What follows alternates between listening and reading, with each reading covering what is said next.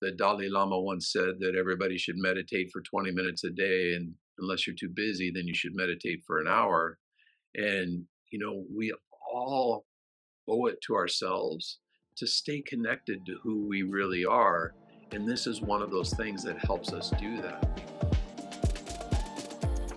Awesome. Well, welcome, Jeff. Thank you so much for joining the Darren Well podcast. I'm so glad for you to be here today. And for our listeners today, I want to introduce Jeff to you. So Jeff Patterson, he has over 36 years of experience practicing and teaching the meditative and martial arts. So he's also the founder of the Northwest Fighting Arts in Portland as well, teaching Tai Chi, the Tai Chi Academy, and also the Yielding Warrior. So a lot of accolades, but again, welcome, Jeff. Thank you so much for joining. I'd love for you to give more about your expertise and your background and also your why before we jump into today's talk. Yeah, first of all, thank you very much for having me here. I was introduced to the meditative arts in a bit of a roundabout way, in that as a young guy, I was very much into Western boxing. And I used to go to a boxing gym just a few blocks down the street here from my academy in Portland. And at a boxing gym, for those of you that aren't familiar with the traditional style boxing gym, they're run a lot different than your normal fitness style classes, in that it's not one teacher up in front of a group of students running a class. There's usually a handful of coaches running around, and each one of those coaches will have a few fighters that they're working with. Well, at this one particular gym, one of the coaches there was an extremely well known coach. He had created champions on both the amateur and the professional arena. And I really wanted to get to spend some time with him, but he wasn't looking to take on any new athletes. And so I would always show up at the gym when I knew he was going to be there. I'd work hard. I'd try to get him to notice me. And after following him around for about 3 or 4 months, he finally started giving me some tips and showing me a few things. And after about 2 weeks of having him help me out, he said something to me that changed my life forever. In that he said, if you really want to be a good boxer, you should start doing meditation and Tai Chi. Now, here I am, this 19-year-old kid, thinking that Tai Chi was for old people in the park, and had no clue of anything about why I would do this. And I took on the practice because I knew he was trying to help me. And not only have I witnessed it change my life in many ways throughout the years, but I've had thousands of students through the years come through my academy and through my online programs. And I've heard hundreds of stories of how the meditative arts has positively influenced people's lives. And that's what makes me so passionate about writing my last few books and creating my online programs, and just trying to help as many people as I can with the practice. Yeah. Yeah. So started out very young, your interest in the meditative arts.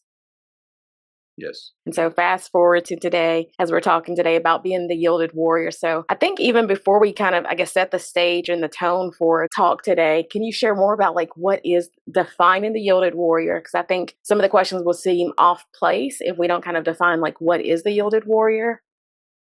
Yeah, that's a great question. I'm glad you brought that up because, so many times through the years when I talk about yielding, people get the wrong interpretation of the meaning behind it.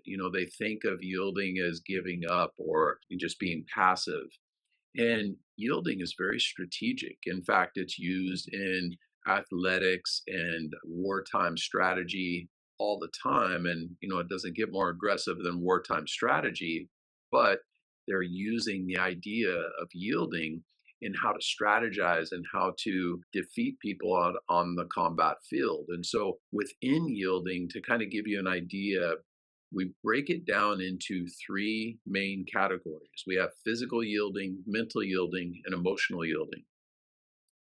Physical yielding, the basic idea is that we learn how to have a good foundation, how to relax the body, how to be more present, how to be in tune with our breath, and how to be aware of all of the things that are going on in the body.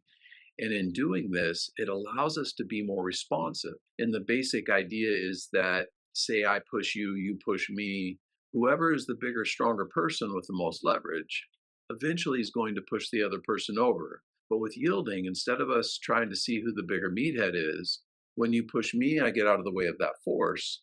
And now I can respond with less effort. And in doing this, in training and doing these meditative practices, because of our heightened awareness and our ability to see these things more clearly inside of ourselves, not only does it allow us to be more strategic and more successful on the physical front, but it also starts helping us with our strategy and our thoughts. And this is where we start moving into mental yielding. And mental yielding is the idea of how we can use this in conversations, in negotiations, in sales. And I mean, there's so many applications on how we can integrate mental yielding. And, you know, if you and I are having a conversation, for example, and I say something that unsettles you, and I pick up on it right from that first sign of imbalance, it's a lot easier at that point to adjust the conversation and keep us on a harmonious path than if I'm not paying attention to that. And pretty soon I'm so far off track, you want to knock me upside the head. And so, learning how to use yielding and paying attention to these subtle imbalances that happen every day in communication allows us to navigate and guide these waters and lead conversations, lead relationships, lead interactions to a positive outcome with the least amount of resistance. And this is beneficial in so many different areas in our life. And then we move into what we call emotional yielding. And this is similar to mental yielding, but with our own interpersonal conflicts. So you think about oftentimes something will happen to us and we'll respond and we'll go down this path. And we might get an hour, a day, a week down the road and realize maybe that wasn't the best choice. But with yielding and our heightened awareness through doing these meditative practices, we're able to stay more present and sit back. And when these things happen, not let our emotions get involved and make a more educated decision. So it'll save us a lot of heartache on the other side. And so, you know, within these three pillars of yielding, you can see how they can be applied in many different areas in life. And, I've been explaining this idea of yielding now for many years. I've been running my academy for 30 years here in Portland. And one of the most common things I'll hear people say is, yielding makes a lot of sense. And in fact, I do yielding all the time. Well, I would agree in that I think everybody does some degree of yielding all the time. However, it's kind of like if you or I were to walk into a crime scene with a detective who's been on the job for 30 years. I guarantee you that person would see things about the series of events and the timeline that I know at least I would have no clue of. And the meditative arts helps us see things inside of ourselves and inside of other people that I truly believe most people will go through life and never have any clue of without a practice like this in their life. And that's how one of the many ways this can be so valuable.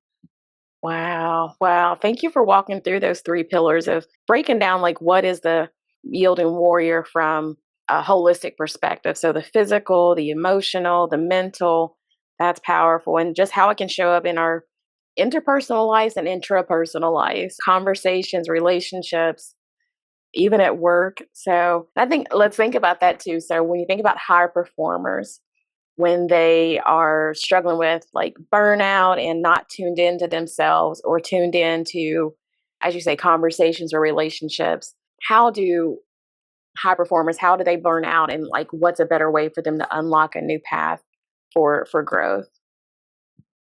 Well, there's so many professional athletes these days that are turning to the meditative arts because they help with a number of different things, burnout being one of them, but also teaching them how to get into that place where they're in that flow state.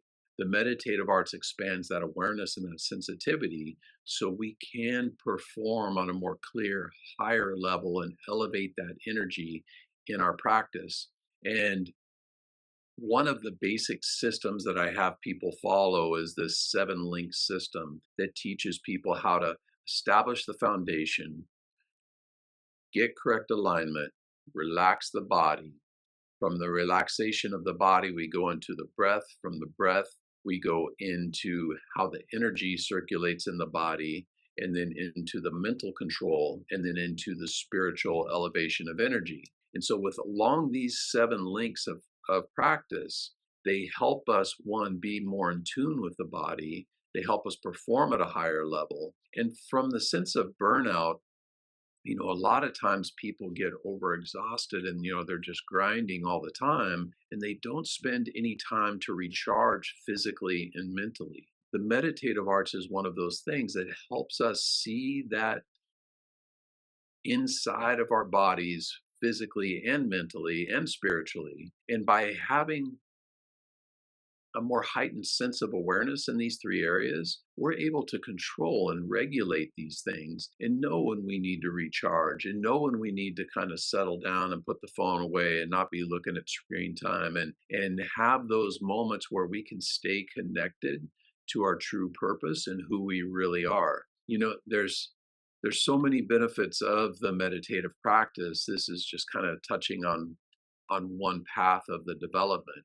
Within meditation, I find that people come to the practice for many different reasons. And I've kind of broken it down into five main paths that people will follow with their meditation journey. And one would be the performance side, which we're kind of touching on. Then there's the therapeutic side that help with our overall health and longevity and mobility. There's the medical side, which, all of Chinese medicine is based off of Qigong theory, which is a meditative practice and has been around for thousands of years. Then there's the philosophical side of the practice, which has always been something I've been very passionate about because I love how it opens up your peripheral vision and helps you see things from multiple angles, which allows you to be more strategic. And then lastly, we have the spiritual side of the practice, which is very profound as well. And so as you enter into a meditation journey, you might resonate more towards one of those five paths than the other four, and that's okay. We start integrating whatever it is of all the stressors and things that they have to do during the day. The morning time is one of the most valuable times I feel in the meditation practice and cultivating a lifetime journey around meditation, in that it's one of those times where your mind is the least distracted. So take advantage of that time. And when you get up, don't reach for your cell phone. Get up and do some breathing, do a movement practice, do some stretching, work some positive affirmations, and train the mind to think about things in a strategic way. You could have different mantras that you say, or different sayings that you memorize, or even just positive affirmations that you go through. Because, the mind is like a muscle. And if we get up and the first thing we do is we start thinking about all the stresses that we have to do all day long, we start getting in this reactive state that causes us to bleed over into every moment of the day thereafter. But if we start training ourselves consistently to get up in the morning, think positive, think about all the things that are going on that are on the lighter side, reconnecting with who we are, being present in the moment, and tapping into maybe some breath work or a movement practice, this could be a huge game changer for a lot of people, because I think a lot of us are missing that connection, and the Dalai Lama once said that everybody should meditate for 20 minutes a day. And unless you're too busy, then you should meditate for an hour. And, we all owe it to ourselves to stay connected to who we really are. And this is one of those things that helps us do that, because, we get so caught up in the day to day activities and things that we have going on. A lot of times we kind of lose track of who we really are at the core. And having meditation in your life helps you stay connected, stay rooted, have that foundation, be present, and respond with clarity instead of a reactionary defensive response. That's powerful, Jeff. Yeah, because I think so many times you said we're always reaching for the phone. We're already ramped up as we're thinking about the things that I got to get done for the day, the busy list, but just pausing and just a reset as you're starting your day, starting with positive affirmations and using it as a way to, as you say, stay connected.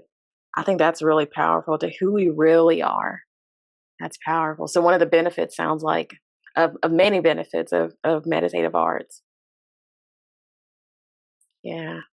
Cool, cool. As we wrap up today, I've definitely enjoyed our conversation. It's been so rich to kind of learn more about the depth of meditative arts and the benefits of Tai Chi. The benefits. We actually didn't really talk too much about Tai Chi, but actually, would you like to share a little bit about Tai Chi?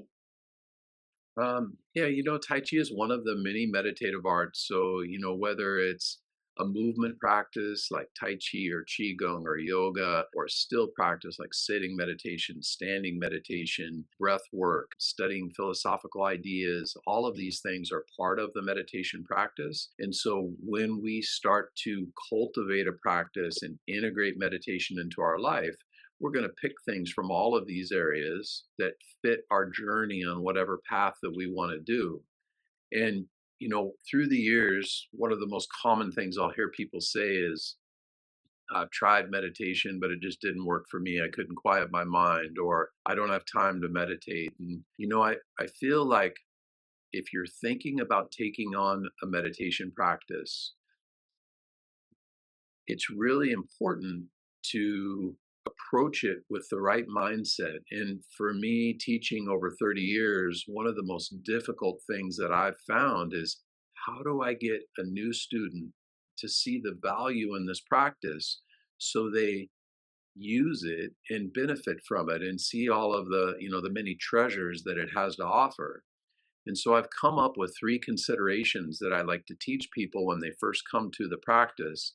And I find that if they do spend time in these three areas, that they're so much more likely to be successful with the practice.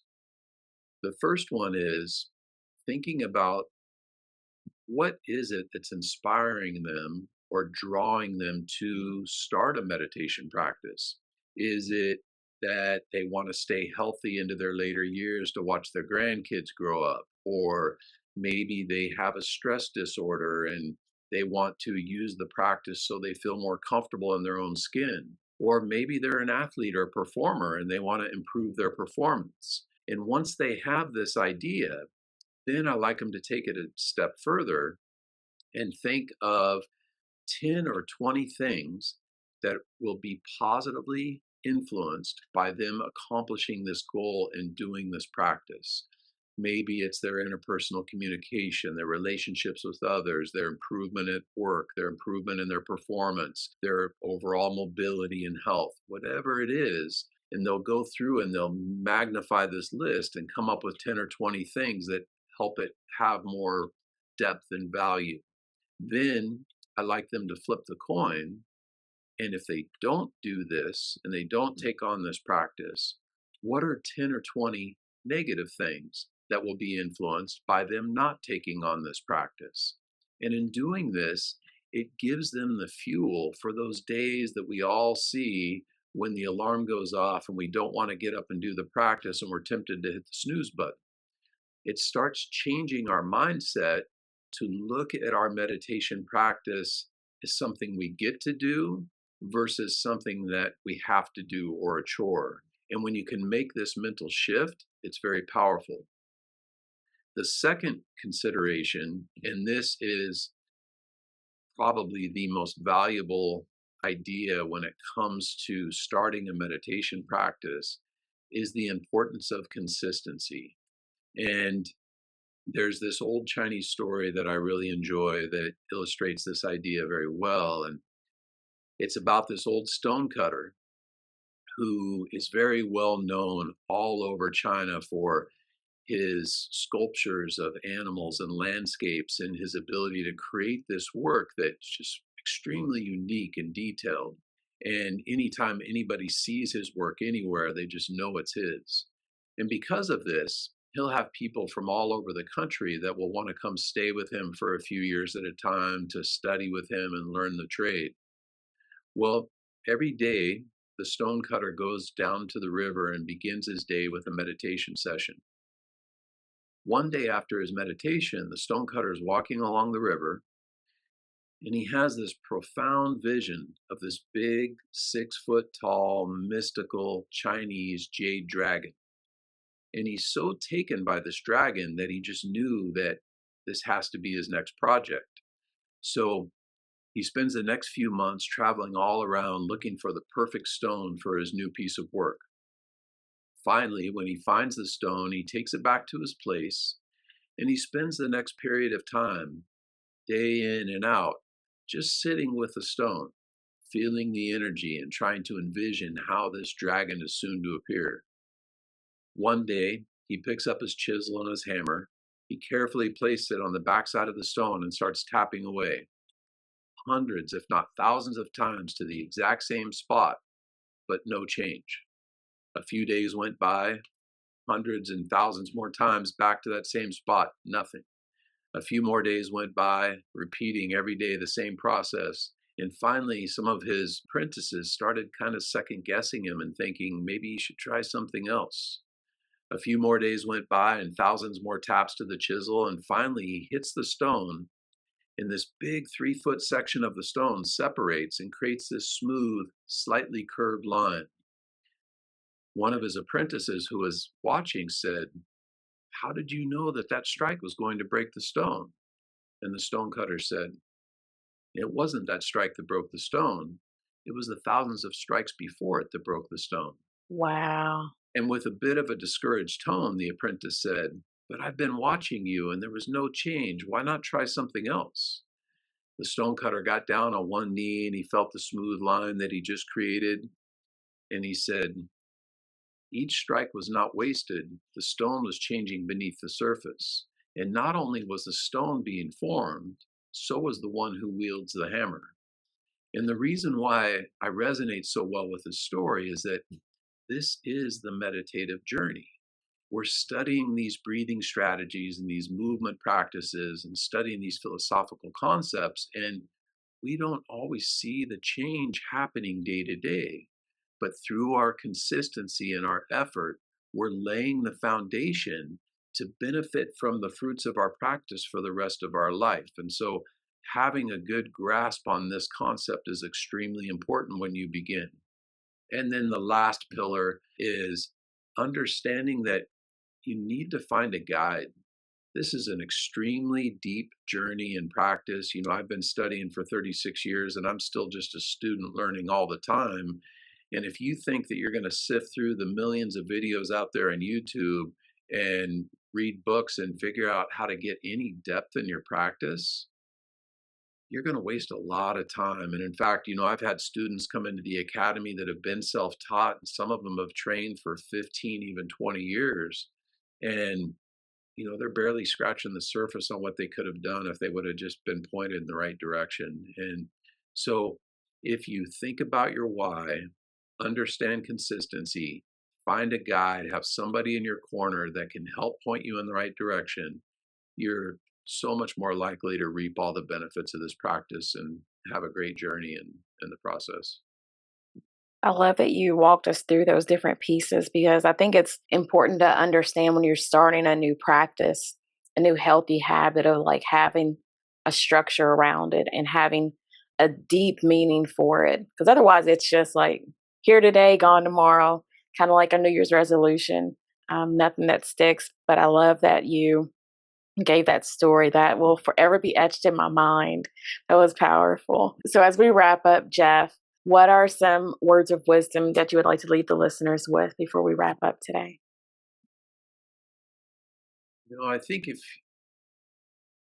you have any inclination at all to want to start a meditation practice, or even if you don't, if you can find the inspiration and the motivation to do it, if you just devoted 20 minutes a day, which everybody can do, and you keep that up every day for a year, I guarantee you'll do it for the rest of your life because you'll see so many benefits from the practice. It'll be one of the best things you ever done for yourself. And so I can't recommend it more, and that's why I'm out here doing these podcasts because if I can just influence one person to take on the practice, then it was worth my time doing it. Heck yeah. Heck yeah, yeah. I definitely have learned Tai Chi, but as you said, I've been learning from little pieces here and there and just trying to piece it together. So I love the way that it sounds like your system is structured. So share more about how people can connect with you if they want to join the academy, if they want to learn and go deeper in either performance. Let's see, what was the other taps that you said? Paths, performance, psychological, medical, philosophical, spiritual. Did I hit all the 5 paths? Yeah, yeah. Um, so we have our physical location here in Portland, Oregon. I have my website, theyieldingwarrior.com. There you can get access to me. I also have a 2-week trial up there where you can check out one of our online memberships there for a couple weeks and kind of get introduced to some of these strategies and concepts. Right now, I'm giving away a free copy of my most recent book, The Yielding Warrior. If you just go to theyieldingwarrior.com/book, just pay for shipping and handling. We'll send you out a free copy. And if you don't want a physical copy, you can download a free digital copy off the website. And stay tuned for my new book coming out here later this year called The Yielding Athlete, geared around performance and the flow state, as we touched on, and different strategies and methods that you can use to enhance your performance. Cool. Well, I'm excited to definitely get the book. And so I'm curious about like, will people actually be able to work with you directly, or will they just be working with one of the people that you've trained, like one of your apprentices? I'm curious just for me. I'm asking It's, for me. yeah. So it's all with me, but it's pre-recorded content. Okay.